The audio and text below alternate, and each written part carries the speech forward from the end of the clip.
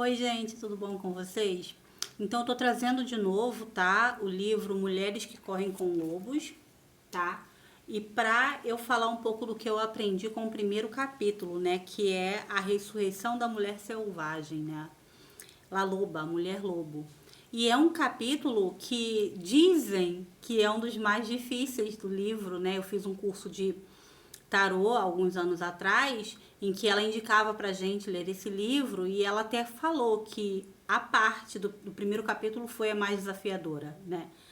Então, até trago, talvez também porque a gente começa a entrar em contato com a parte metafórica, simbólica, que muitas vezes nós não estamos acostumadas, né? Então, creio que tem a ver com isso. E até uma experiência minha que alguns anos antes de eu ter acesso ao livro, de eu ter lido o livro, eu tinha um PDF e eu não conseguia, tá? Entender. Mas é porque a minha consciência, a minha psique, ela ainda estava tão tomada pelo materialismo, né? Que eu não tinha essa abertura simbólica, esse pensamento, essa elaboração do pensamento simbólico para que eu compreendesse um pouco melhor, né? O livro. Então eu acabei deixando ele de lado, acho que um ano ou dois depois é que eu consegui, né, começar a estudá-lo, né? E aí eu vou explicar também que ela fala isso nesse primeiro capítulo, tá?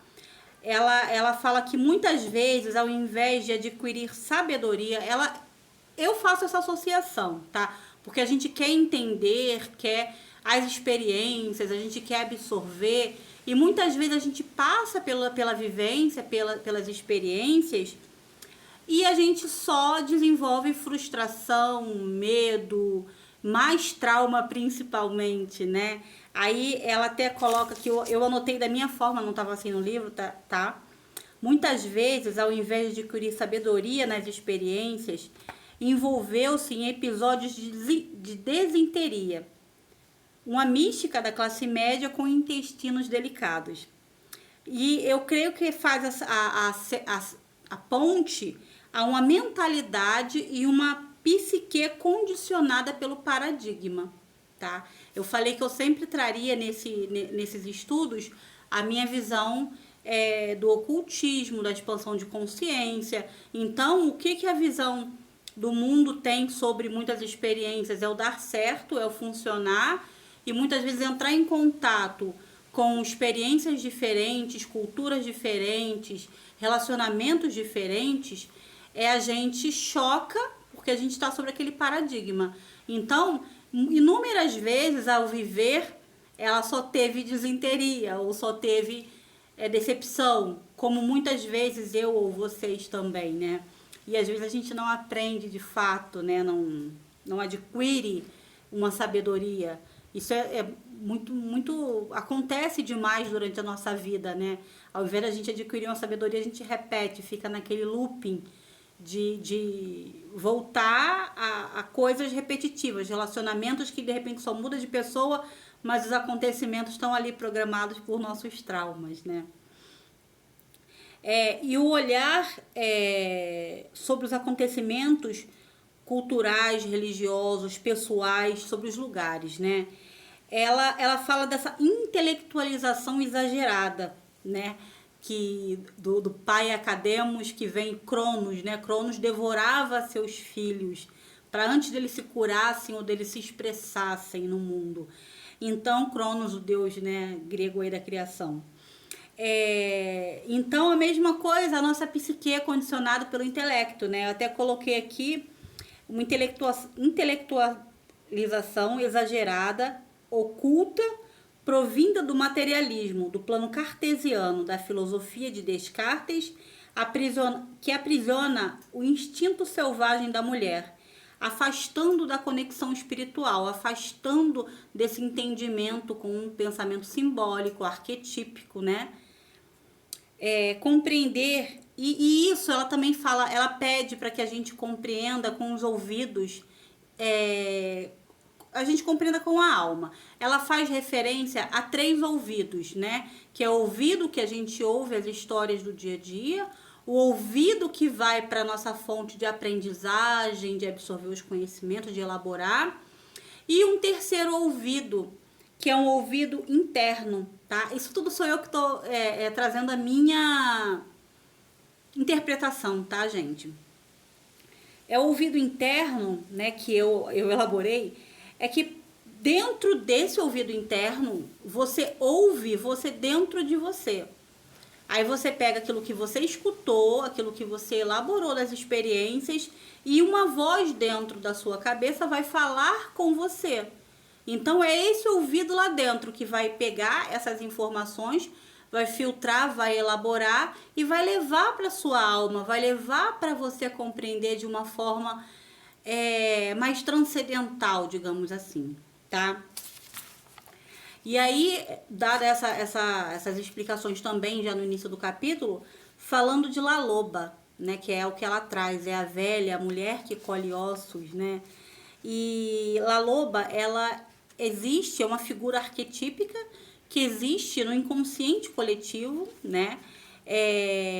No inconsciente pessoal, na psique feminina. Ela vive dentro de cada uma de nós, mas ela também vive no imaginário popular, ela vive no inconsciente coletivo, e ela é uma parte nossa que muitas vezes a gente esquece, tá?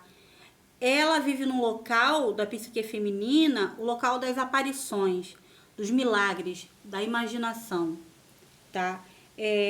Da inspiração e da cura de toda a natureza de cura. La Loba, ela vive nesses locais.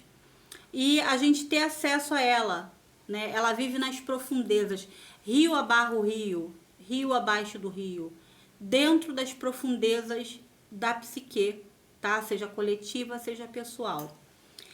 E ela cita numa parte do capítulo que as camadas profundas da psique podem ser muito perigosas, tá? Quando a gente acessa sem estar preparado, às vezes a gente precisa de uma informação para se adaptar, para chegar a outra.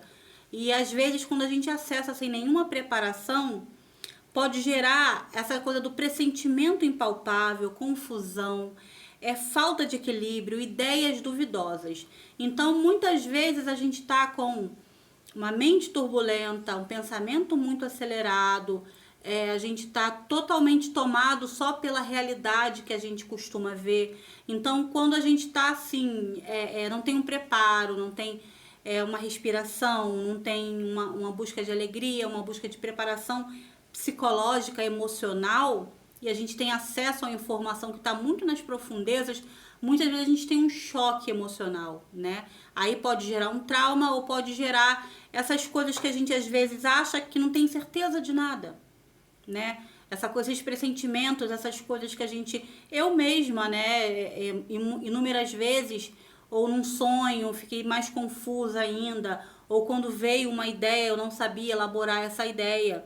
Então isso você não estar preparado para mergulhar no rio abaixo do rio, né? Dentro, nas profundezas do rio.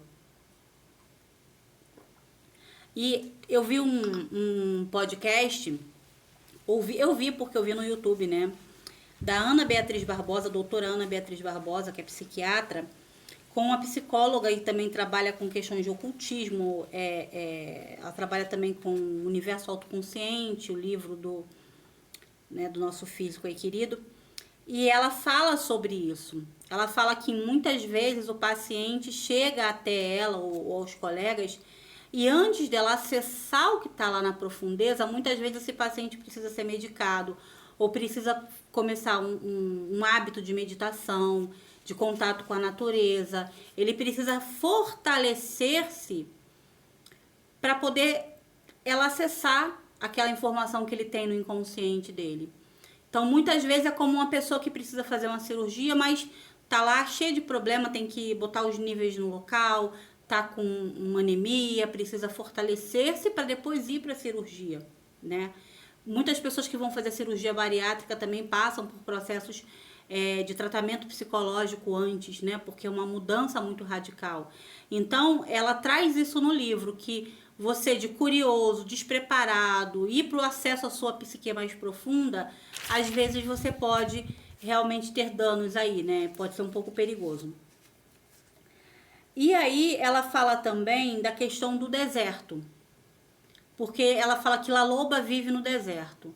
O deserto é associado, né, a locais da nossa psique, locais psicológicos que a gente se encontra. Então, muitas vezes na vida, a gente só encontra a La Loba, só a La Loba vem para caçar os ossos, né? Quando a gente está nesse local desse deserto, né? Em quantos momentos da vida que a gente esteve muito perdido, muito para baixo ou muito deprimido, né, alienado, seja o que for. E aí nessa dor muito profunda, La Loba surge, reunindo os ossos, tá? Então, os ossos são símbolos indestrutíveis, que são difíceis de queimar, são difíceis de serem destruídos. Então, essa associação dos ossos pode ser aos nossos traumas mais profundos, sonhos mais profundos, sentimentos mais profundos, coisas da nossa natureza instintiva, né?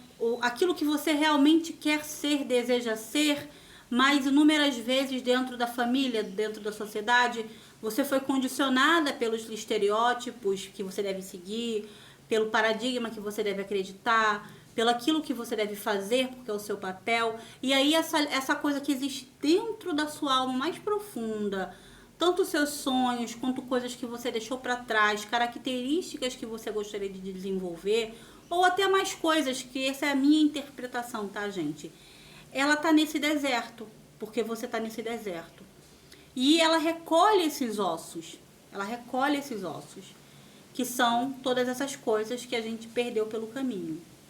E quando ela consegue um esqueleto completo, ela começa a cantar e a dançar sobre esses ossos, tá? Esse canto, essa reza, essa dança, eu acho que é a persistência feminina de buscar aquilo que é seu, a persistência da mulher teimando em existir, em fazer algo, em se colocar no mundo segundo as suas necessidades, aquilo que é a sua essência de fato, tá? Então esse canto, na minha visão, é a persistência, é essa busca, essa insistência que a gente tem, que La Loba, que está em nós, traz isso.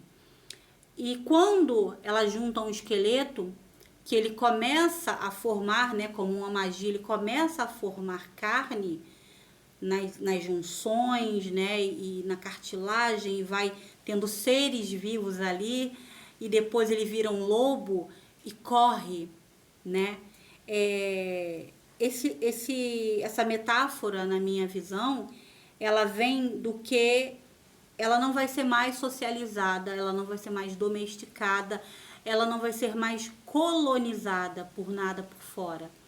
Talvez o filtro, depois dela se recuperar, depois dela colocar tudo isso e trazer e resgatar a sua essência, não vai ser qualquer coisa, qualquer pessoa, qualquer situação, qualquer emprego, qualquer projeto de outro que não seja dela, que não tenha congruência com a vida dela, ela não vai deixar, porque ela virou esse lobo selvagem, tem esse aspecto do que não é domesticado, certo? Isso não significa que ela vai viver atacando, que ela vai viver... Não, ela só precisa viver livre. Ela só precisa que a sua natureza, a sua alma fique livre, tá? Eu falei do deserto também, né? E sobre a questão também, associando novamente ao inconsciente coletivo. Aqui no livro ela fala da história dos 4 rabinos, né? Que vão visitar, um anjo leva eles um sonho para visitar a 7ª abóbada do céu.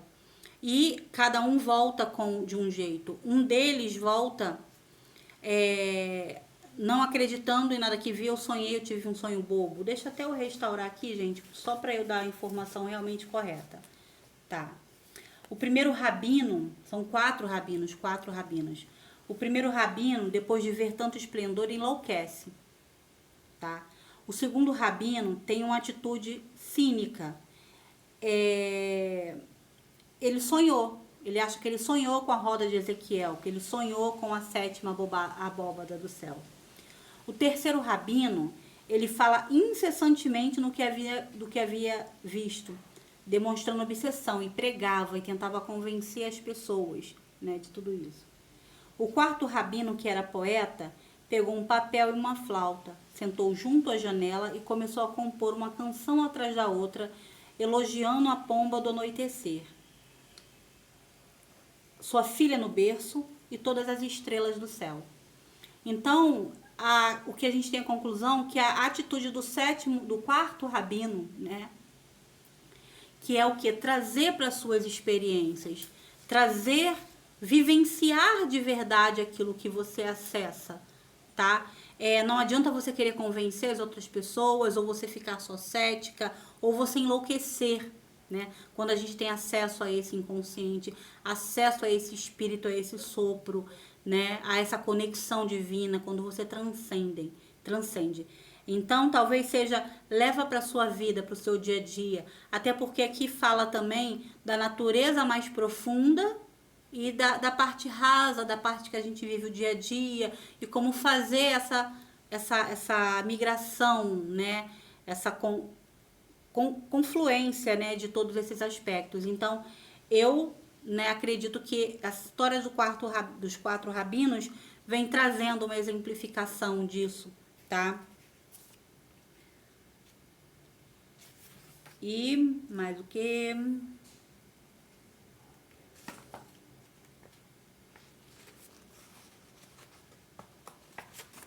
Só um minuto, gente.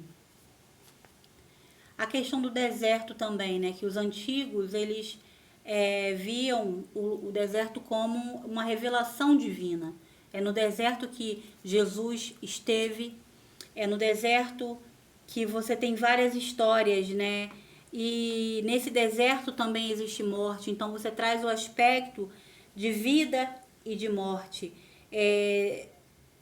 Acho que você tem que deixar coisas morrerem e coisas nascerem. E dentro desses sentimentos, da nossa essência, de tudo aquilo que existe dentro de você, talvez existem características, relações, situações, traumas que você precisa deixar morrer, tá?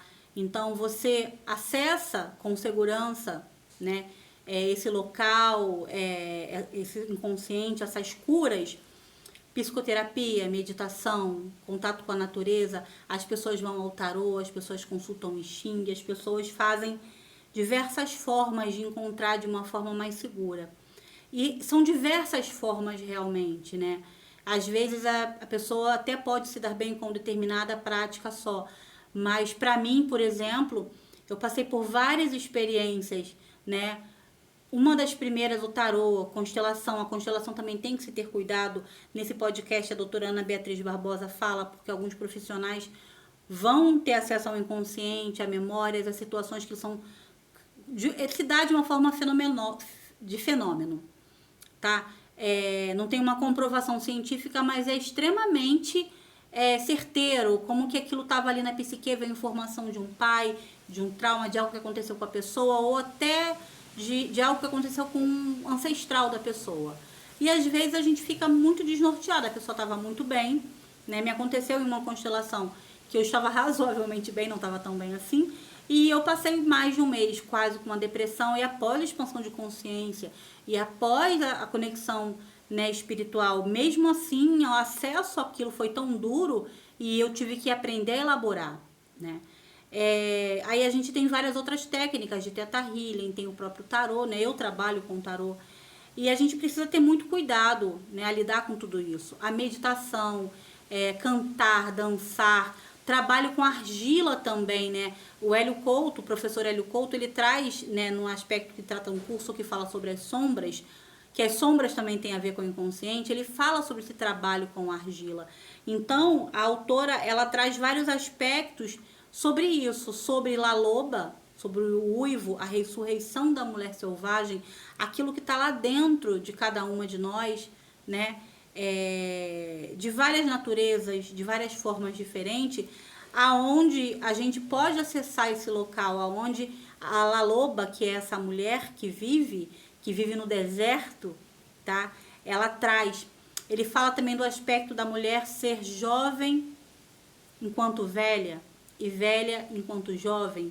Então, que mesmo que eu já estou fazendo 45 anos, a minha mãe tem 62, então nós a gente não perde essa vivacidade. É como a deusa tríplice, que tem a criança, a mulher e a velha, né? Então, quando a mulher está no aspecto da virgem, da menina, outras mulheres da família, essa sabedoria está ali cercando, ela também tem, que ela vai ser aquela velha, ela vai ser aquela mulher.